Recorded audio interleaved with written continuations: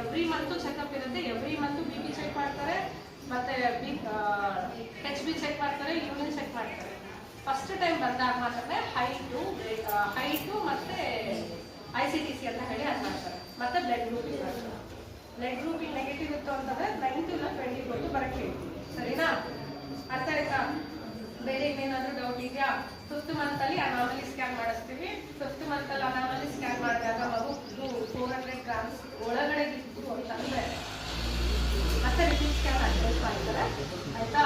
ನೀವು 3 ಮಂತ್ಸ್ ಅಲ್ಲಿ injection ಹಾಕೊಳ್ತೀರಾ. 3 months ಇಂದ ಕರೆಕ್ಟ್ ಆಗಿ 1 ಮಂತ್ಗೆ ಮತ್ತೆ ಇನ್ನೊಂದು ಇಂಜೆಕ್ಷನ್ TD ಸೆಕೆಂಡ್. 3 ವರ್ಷದ ಒಳಗಡೆ ಆಲ್ರೆಡಿ 2ನೇ ಮಗು ನಾನು ಈಗ ಗರ್ಭಿಣಿ ಆಗಿರೋದು 2ನೇ ಮಗುಗೆ. ನನ್ನ ಮಗು ಆಲ್ರೆಡಿ 3 ವರ್ಷ ಒಳಗಡೆ ಇದೆ. 2 ವರ್ಷ ನನ್ನ ಮಗುಗೆ ಅಂದ್ರೆ ನಾನು ಒಂದೇ ಇಂಜೆಕ್ಷನ್ ಬರುತ್ತೆ. ಆಯ್ತಾ? ನನ್ನ ಮಗು ಆಲ್ರೆಡಿ 4 ಇಯರ್ಸ್ ಆಗಿದೆ ಅಂದ್ರೆ ನನಗೆ 2 ಇಂಜೆಕ್ಷನ್ ಬರುತ್ತೆ. ಅರ್ಥ ಆಯ್ತಾ ಹೇಳಿದ್ದು? ಅರ್ಥ ಆಯ್ತಾ ಚೆನ್ನ?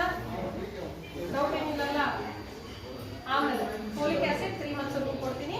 4th ಮಂತ್ ಇಂದ iron tablet, calcium tablet, vitamin C tablet. ಜುಬ್ಬು ಮಾತ್ರ ಚಿಕ್ಕ ಸಣ್ಣ ಮಾತ್ರ, ಐರನ್ ಇಂಪ್ರೂವ್ ಆಗೋಕ್ಕೆ, ಕ್ಯಾಲ್ಸಿಯಂ ಮಾತ್ರ ದೊಡ್ಡದು. ಎಲ್ಲಾನು ಹಾಫ್ ಅನ್ ಅವರ್ ಗ್ಯಾಪ್ ಅಲ್ಲಿ ತಗೋಬೇಕು. ಇದು ಚಿಕ್ಕದು ಮತ್ತೆ ಜುಬ್ಬು ಮಾತ್ರ ತಗೊಂಡು 1 hour ಆದ್ಮೇಲೆ ಕ್ಯಾಲ್ಸಿಯಂ ಹಾಕಬೇಕು.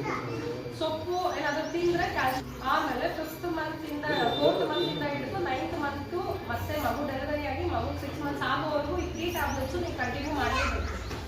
ಅರ್ಥ ಆಯ್ತಾ? ನೋಡಿರ್ತೀವಿ ಏನ್ ತೊಂದರೆ ಇಲ್ಲ. ಮಗು ಡೆಲಿವರಿ ಆಗ್ತಾ ಆ ಮಚ್ಚೆ ಸಹ ಮುಚ್ಕೊಳ್ಳುತ್ತೆ.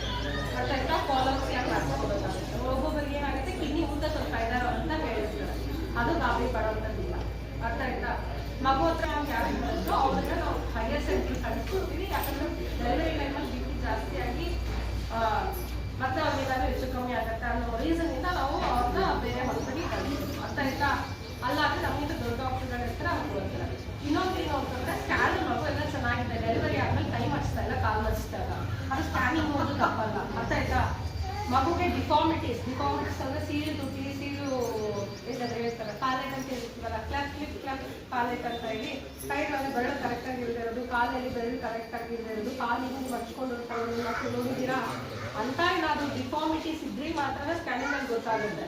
ಯಾಕಂದ್ರೆ ಮಗು ಮಡ್ಚ್ಕೊಂಡು ಮಲ್ಕೊಳತ್ತಲ್ವಾ, ಮಡ್ಚ್ಕೊಂಡು ಮಲ್ಕೊಳತ್ತೆ, ಒಂದೊಂದ್ಸರಿ ನೀಟ್ಕೊಂಡು ಮಲ್ಕೊಳುತ್ತೆ. ಅದನ್ನೆಲ್ಲ ನಾವು ನೋಡಕ್ಕಾಗೋದಿಲ್ಲ. ಅರ್ಥ ಆಯ್ತಾ? ಏನಾದ್ರೂ ಪ್ರಾಬ್ಲಮ್ಸ್ ಇದೆಯಾ ಯೂರಸ್ ಅಲ್ಲಿ, ಕೈಯಲ್ಲಿ ಏನಾದ್ರು ಪ್ರಾಬ್ಲಮ್ ಇದೆಯಾ, ಕಾಲಲ್ಲಿ ಏನಾದ್ರು ಬೆನ್ನು ಮೂಳೆಯಲ್ಲಿ ಏನಾದ್ರು ಪ್ರಾಬ್ಲಮ್ ಇದೆ, ಇದಷ್ಟೇ ಗೊತ್ತಾಗುತ್ತೆ. ಫಂಕ್ಷನಲ್ ಡಿಫಾರ್ಮಿಟೀಸು ಸ್ಕ್ಯಾನಲ್ಲಿ ಗೊತ್ತಾಗಲ್ಲ. ಏನು ಕೈ ಮಡ್ಚೋದು ತೆಗೆಯೋದು ಸ್ಕ್ಯಾನಲ್ಲಿ ಗೊತ್ತಾಗಲ್ಲ.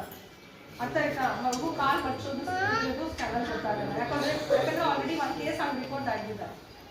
ಆಮೇಲೆ ಅವ್ರು ಸ್ಕ್ಯಾನಿಂಗ್ ಮಾಡಿರೋದು ಗೊತ್ತಿಲ್ಲ ಅಂತ ಬಂದು ಮಾತಾಡಿದ್ದಾರೆ. ಹಂಗೆಲ್ಲ ಮಾತಾಡಿರೋದ್ರಿಂದ ನಾನು ಹೇಳ್ತೀನಿ ಅದೊಂದು ಮಾತ್ರ ಸ್ಕ್ಯಾನಲ್ಲಿ ಗೊತ್ತಾಗಲ್ಲ. Functioning of the organ. ಅರ್ಥ ಆಯ್ತಾ ಹೇಳಿದ್ದು? ಎಲ್ಲ ಪ್ರತಿ ತಿಂಗಳು ಒಂದೊಂದು ತಿಂಗಳಿಗೆ ಒಂದ್ಸರಿ ಬರ್ತಾ ಇದ್ರಿ ಹೋಗ್ತಾ ಇದ್ರಿ. ಹುಷಾರಿಲ್ಲ ಅಂದ್ರೆ ಸೆಂಟ್ರಲ್ ಬಂದು ತೋರಿಸ್ಕೊಂಡು ಹೋಗ್ತೀರಾ. 9 ತಿಂಗಳಿಗೆ ಬಿದ್ಮೇಲೆ 15 ದಿವಸಕ್ಕೆ ಒಂದ್ಸರಿ ಬರಕ್ಕಿದ್ವಿ. ಫಸ್ಟ್ 15 ದಿವಸಕ್ಕೆ ಒಂದ್ಸರಿ, ಆಮೇಲೆ 15 ದಿವಸಕ್ಕೆ ವಾರಕ್ಕೆ ಒಂದ್ಸರಿ ಬರಕ್ಕಿದ್ವಿ. ಡೆಲಿವರಿ ಆಗ್ತಾ ಇದ್ರೆ ಈಗ 15 ದಿವಸದಲ್ಲಿ ಡೆಲಿವರಿ ಆಗ್ತದೆ. ವಾರಕ್ಕೆ ಒಂದ್ಸರಿ ಬರಕ್ಕೆ ಹೇಳ್ತೀವಿ. ವಾರಕ್ಕೆ ಒಂದ್ಸರಿ ಬಂದು BPನೂ ಚೆಕ್ ಮಾಡಿಸ್ಬೇಕು, ರಕ್ತನೂ ಚೆಕ್ ಮಾಡಿಸ್ಬೇಕು. ಮೇಡಮ್ ಮೊನ್ನೆನೇ ಮಾಡಿಸಿದ್ದು ಮಾಡಿಸೋದು ಬೇಡ, ಎಲ್ಲ ಮಾಡಿಸ್ಲೇಬೇಕು. ಒಳಗಡೆ ಏನಾಗ್ತಿದೆ ನಮ್ಗೆ ಗೊತ್ತಿಲ್ಲ, ಇಂಪ್ರೂವ್ ಆಗ್ತಿದೆಯಾ ಎಲ್ಲ ಕಡಿಮೆ ಆಗ್ತಿದೆಯಾ ಅಂತ. ಅರ್ಥ ಆಯ್ತಾ? ಆಮೇಲೆ ನಿಮ್ಗಳನ್ನೆಲ್ಲಾನು ನಾವು ಒಂದೊಂದು ಹಾಸ್ಪಿಟಲ್ಗೆ ಟ್ಯಾಗ್ ಮಾಡಿರ್ತೀವಿ. ಅಂದ್ರೆ ನಿಮ್ಮನ್ನು ಕೇಳ್ಕೊಂಡೇ ಹೇಳಿರ್ತೀವಿ ನಾವು, ಅವ್ರಿಗೆ ಕಳಿಸಿರ್ತೀವಿ. ಏನಂತ ಇವಾಗ ಅವ್ರಿಗೆ ಇದು ಮೆಡಿಕಲ್ ಕಾಲೇಜಲ್ಲಿ ಪ್ಲಾನ್ ಮಾಡಿರ್ತೀವಿ, ಇದು KSF ಅಲ್ಲಿ ಪ್ಲಾನ್ ಮಾಡಿರ್ತೀವಿ ಡೆಲಿವರಿ. ಆ ಥರ ನಿಮ್ಮನ್ನ ಕೇಳ್ಕೊಂಡು ನಿಮ್ಗೆ ಯಾವ ಹಾಸ್ಪಿಟಲ್ ಹತ್ರ ಆಗುತ್ತೆ, ಯಾವ ಕನ್ವೀನಿಯಂಟ್ ಆಗುತ್ತೋ ಆ ಹಾಸ್ಪಿಟಲ್ಗೆ ಟ್ಯಾಗ್ ಮಾಡೋ ಜವಾಬ್ದಾರಿ ನಮ್ಮದು. ಅರ್ಥ ಆಯ್ತಾ? ಬಟ್ ನೀವು ಹೇಳಬೇಕು, ಮೇಡಮ್ ನಾವು ಇಲ್ಲಿ ಹೋಗ್ತೀವಿ, ನಮ್ಗೆ ಅಲ್ಲಿಗೆ ಮೇಡಮ್ ಇನ್ಫಾರ್ಮ್ ಮಾಡಿ ನಮ್ಗೆ ಒಂದ್ಸರಿ ಚೆಕಪ್ ಮಾಡಿಸಿ ಅಂತ. ಅರ್ಥ ಆಯ್ತಾ?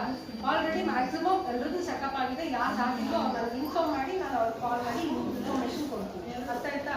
ಡೆಲಿವರಿ ಟೈಮಲ್ಲಿ ಆಶಾ ವರ್ಕರ್ ಕಂಪಲ್ಸರಿ ಹೋಗ್ಬೇಕು ಅಂತ ಜೊತೆಗೆ ಅವ್ರಿಗೆ ಕಾಲ್ ಮಾಡಿ ಅವ್ರು ಬರಲಿಲ್ಲ ಅಂದ್ರೆ ಇನ್ನೊಬ್ಬರು ಹೇಳೋದು ಕಳಿಸ್ಕೊಡ್ತಾರೆ. ಡೆಲಿವರಿ ಟೈಮಲ್ಲಿ ಹೆಂಗಿರುತ್ತೆ ಇನ್ನೆಲ್ಲ ಗೊತ್ತಿರುತ್ತೆ ನಿಮಗೆ. ನೆಗೆಟಿವ್ ಬ್ಲಡ್ ಗ್ರೂಪ್ ಆದರೆ ಮಾತ್ರ ಅವ್ರಿಗೆ ಏನು ಗೊತ್ತಿರೋದಿಲ್ಲ. ಅಂದರೆ ಫಸ್ಟ್ ಡೆಲಿವರಿಗೆ ಹೋಗಿ ನೆಗೆಟಿವ್ ಬ್ಲಡ್ ಗ್ರೂಪ್ ಇರುತ್ತೆ. ಪ್ರೀವಿಯಸ್ ಎಲ್ಲ CS ಅವರ ಡೇಟ್ ಒಂದು ಫಿಕ್ಸ್ ಮಾಡ್ಕೋತಾರೆ, ಹೋಗ್ತಾರೆ ಸಿಸರಿಂಗ್ ಮಾಡಿಸ್ಕೊ ಬರ್ತಾರೆ. ಆಯ್ತಾ? ಫಸ್ಟ್ ಟೈಮ್ ಪ್ರೆಗ್ನೆಂಟ್ ಆಗಿರೋದು ನೆಗೆಟಿವ್ ಬ್ಲಡ್ ಗ್ರೂಪು ಇಲ್ಲ ಫುಲ್ಲಕ್ಕಿರೋರು ಆ ಥರ ಇರೋರಿಗೆ ಸಿಂಪಲ್ ಗೊತ್ತಿರೋದಿಲ್ಲ. ಅರ್ಥ ಆಯ್ತಾ? ಫಸ್ಟ್ ಟೈಮ್ ಕನ್ಸೀವ್ ಆಗಿರೋರಿಗೆ, ಸೆಕೆಂಡ್ ಟೈಮ್ ಕನ್ಸೀವ್ ಆಗಿರೋರು ಆಲ್ಮೋಸ್ಟ್ ಎಲ್ಲರಿಗೂ ಗೊತ್ತಿರುತ್ತೆ ಸಿಂಟಮ್ಸ್ ಹೆಂಗಿರುತ್ತೆ ಏನು ಅಂತ. ಫಸ್ಟ್ ಟೈಮ್ ಕನ್ಸೀವ್ ಆಗಿರೋ ಏನು ಅಂತಂದ್ರೆ ಬೆನ್ನು ನೋವು ಬರುತ್ತೆ, ಕೆಳಗಡೆ ಪೂರ್ತಿ ತೊಡೆ ಎಲ್ಲ ನೋವು ಬರುತ್ತೆ, ಕೆಳಗಡೆ ಭಾಗ ಜಾಸ್ತಿ ನೋವು ಬರುತ್ತೆ, ನೀರು ಹೋಗೋ ಥರ ಅನ್ಸುತ್ತೆ, ನೀರಿನ ಥರ ಕಾಣಿಸ್ಕೊಳ್ಳುತ್ತೆ. ಅರ್ಥ ಆಯ್ತಾ? ಆಮೇಲೆ ಡೆಲಿವರಿ ಆಯ್ತು, ಮಗು ಆಯ್ತು, ಮಗು ಗಂಡು ಮಗುನ ಹೆಣ್ಣು ಮಗುನ ಯಾವುದೋ ಒಂದು ಮಗು ಆಯ್ತಾ, ಮಗು ಇಲ್ಲದೆ ಎಷ್ಟು ಜನ ಒದ್ದಾಡ್ತಾ ಇದ್ದಾರೆ ಅದು ಗೊತ್ತಾ ನಿಮಗೆ? ಅಯ್ಯೋ ನಂಗೆ ಹೆಣ್ಮಗುನ ಗೊತ್ತು, ಆಲ್ರೆಡಿ 3 ಜನ ಹೆಣ್ಮಕ್ಳು, ಇನ್ನೊಂದು ಹೆಣ್ಮಕ್ಳು ನಾನು ಬೇಡ ಅನ್ನೋ ಮುಖ ಇಟ್ಕೊಂಡಿರ್ತೀರ, ಹೆಂಗ ಅನ್ಸುತ್ತೆ ಮಗುಗೆ? ಅದಕ್ಕೆ ಗೊತ್ತಿರತ್ತಾ ನಿಮ್ಗೆ ಆಲ್ರೆಡಿ 3 ಜನ ಹೆಣ್ಮಕ್ಳು ಇದ್ದಾರೆ ಅಂತ.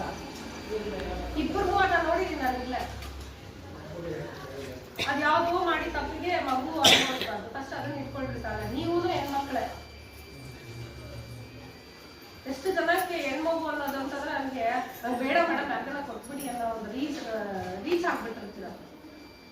ನಿಮ್ಮ ಅಪ್ಪ ಅಮ್ಮ ನಿಮ್ಮನ್ನ ಹಂಗೆ ಕೊಟ್ಬಿಟ್ಟಿದ್ರೆ ನೀವು ಹುಟ್ಟಿದಾಗ ಯಾವುದೋ ಒಂದು ಮಗು ಆಯ್ತಾ, ಖುಷಿ ಪಡಿ. ಒಂದು ಮಗು ಇಲ್ಲ 2 ಮಗು ಅಷ್ಟೇ ಲಾಸ್ಟ್ ಮಾಡಿ, 3-4 ವಂಶೋದ್ಧಾರ ಆಗ್ಬೇಕು ಅಂತಿದ್ರೆ ಆಗತ್ತೆ.